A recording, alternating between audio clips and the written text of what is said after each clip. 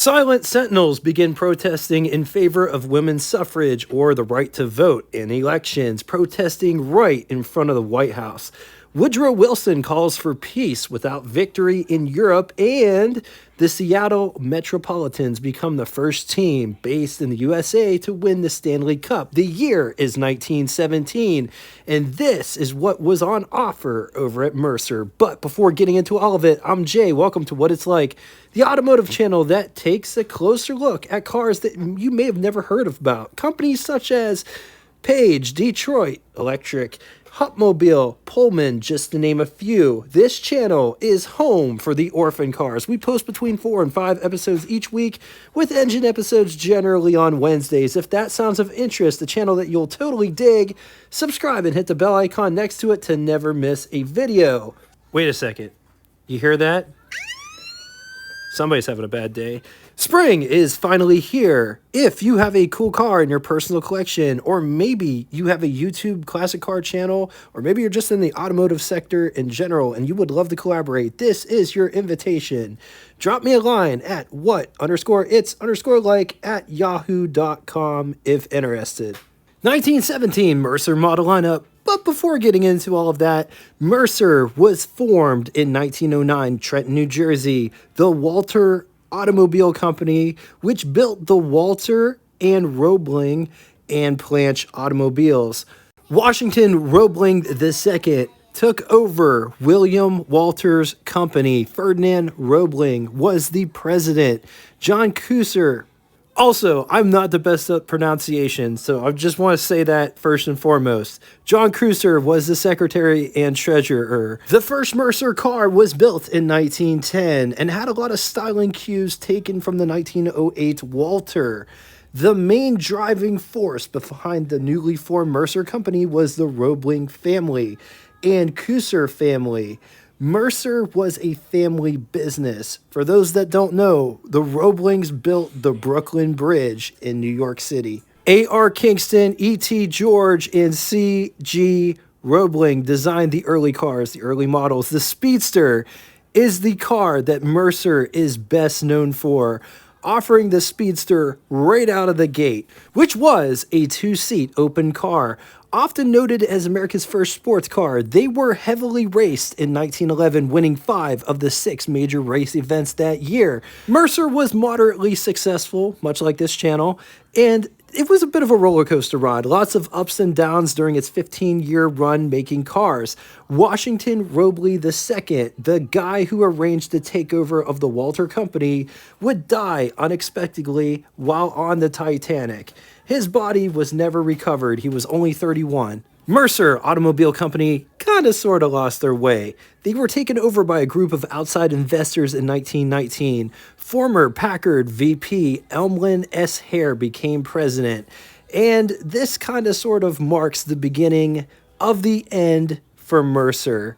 Hare began to spend money like nobody's business. The new Mercer Motor Company also absorbed Locomobile and Simplex, as well as Kelly Springfield Motor Truck Company. Together, they were going to be Hare Motors. But just like a lead balloon, it never got off the ground. Hare's motor would dissolve by July of 1921. After the whole Hare debacle, Mercer was passed back to the original people who started the company, but they couldn't right the slowly sinking ship. Mercer production would come to a grinding halt in 1924, and then they started back up again as a trickle, finishing up in 1925. There were plans to try to revive the company. There was a car shown at the Hotel Montclair, January of 1931, at the New York Auto Show, but it never happened. During its 15-year run, Mercer would produce 12,893 cars. 1917 Mercer model lineup was broken down into the Model 2273, offered in 2 wheelbase configurations, 115 and 132. Could be had in body styles such as, but not limited to, on the 115-inch wheelbase, the runabout and raceabout.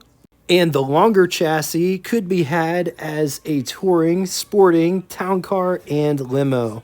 Let's talk specs. 1917 Mercer Raceabout 2273 is riding a wheelbase of 115 inches. It weighs around 3,500 pounds. Price, $3,500, which is equivalent to you spending $85,735.78 in the year 2024. Total Mercer production from 1910 to 1925 was 12,893 units. Not sure what the total 1917 was, but it's part of that 12,893 number. Moving on to engine, 298 cubic inch displacement, inline, L-head 4.9 liters. It's good for 70 horsepower at 2,800 RPM, an estimated 140 pound-feet or 190 newton meters in or around 1,600 RPM, with a bore of 3.75 inches and a stroke of 6.75 inches. I found this Mercer raceabout at the Gilmore Auto Museum. For those that have never heard of the Gilmore Auto Museum, it is a bucket list place to visit if you're into everything automotive. They got things that you only read about there, like this Mercer raceabout. For hours of operation, directions, and emission pricing, be sure to click the link below after the show. Let's talk styling. Absolutely gorgeous motometer, which comes down here. It says Mercer. I love how it says 22 to 73 horsepower. It doesn't give you a better estimate than that. Notice this car does not have bumpers.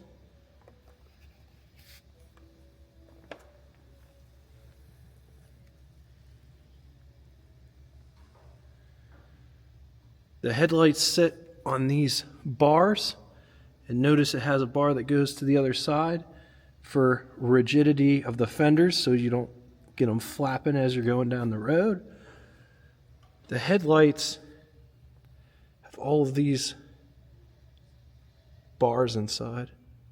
The headlights are huge too, by the way. This is my hand, 7.5 inches. Huge headlights.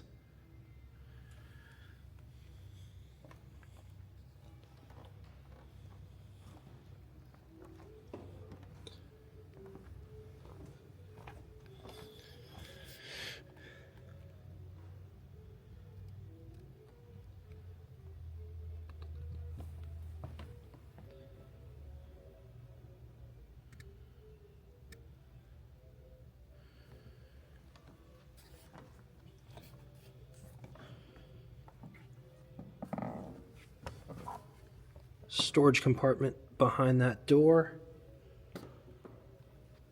This one has a spotlight. Just look at how it's designed. Center line, more or less a hinge for the butterfly hinged hood. Cowl vent up on top. Split windshield.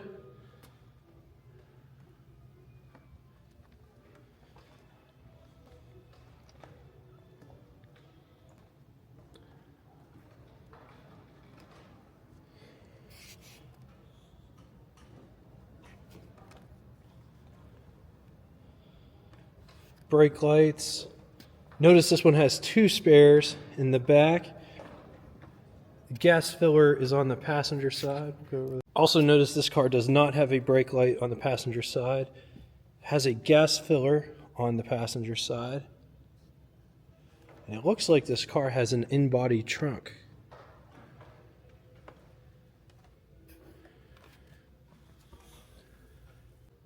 So notice this car doesn't have door handles on the outside. It has a door button. You push it and that unlatches the door. This feels like a nice leather. Here is what over the hood would look like. Here's what first person over the hood looks like. On to the button switches and knobs, starting on the left and moving right. There is a plaque with useful information pertaining to the battery, actual dash light, Waltham clock, which also has the second hand inside, another actual panel light. Notice 3 places to put keys, amp meter in the center, charge, start, head, side, and mag. Warner speedometer, where the numbers spin and the needle stays stationary. Odometer, tripometer, 3 panel lights, total, oil pressure, coolant temperature is displayed at the motometer, which is at the front of the car. Up above, no sun visors. This is just, that's from the old car festival at the Greenfield Village. But just look at how the seat is designed. Also the rear. This is what visibility looks like out the rear from the front. This is what visibility looks like from out the back window, which is beveled glass, real. On the positive side, epic brand of cars surrounded in mystique, full dash instrumentation, exceptional performance for the time. Against it, doesn't have traditional windows, doesn't have external door handles, parts, people, and information on all Mercer models are hard to come by except for the Speedster. All right, now it's time for Would You Rather, paper or plastic, steak or chicken, hydraulic or cable clutch. Which one would you rather have, 1917 Pullman or 1917 Mercer or 1917 Peerless? I'm going to leave this here for a minute. If you need more time, feel free, pause the video. On to the second scenario, 1917 Stanley Steamer or 1917 Mercer or 1917 White. Once again, going to leave this here for a minute. If you need more time, feel free, pause the video. Now it's time for Name That Tune. First person to get both the name of the band and the song title correctly in the comment section will have their comment pinned to the top of it. Thank you all so much for coming out and watching this. If you'd like to get in touch with me, shoot me a comment in the comment section below. I read and answer all comments posted. I don't say that for self-worth. I just say that because so many channels out there claim to be communities, but they never ever get back to you. This is a car community that I am very much a part of, and I do care about you guys. I really do. I love reading the stories. I love reading the comments. I love reading your experiences with the car. Until next time. Toodaloo! I'm Jay. Welcome to What It's Like, the automotive channel that takes the time to feature cars not often talked about. The goal of this channel is to feature at least one car from every American brand ever. And I know that that's going to be impossible because there are some makes that don't exist anymore. But we shall find a way in which to feature those as well.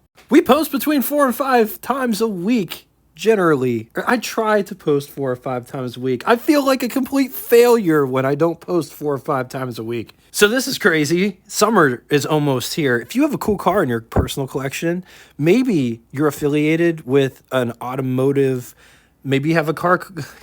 Damn it. Maybe you have a classic car channel of your very own. And get this, I don't care how big your subscriber base is. That's so shallow whenever other channels compare other channels. It's like a dick measuring contest, popularity contest, and it's just so shallow. This is your invitation. If you want to reach out and work together on a project or whatever, I'll work with anybody. Drop me a line at what_its_like@yahoo.com if interested. He said it's cold out here and I'm all alone. Didn't make the short go again. I'm coming home. I know I've been away too long.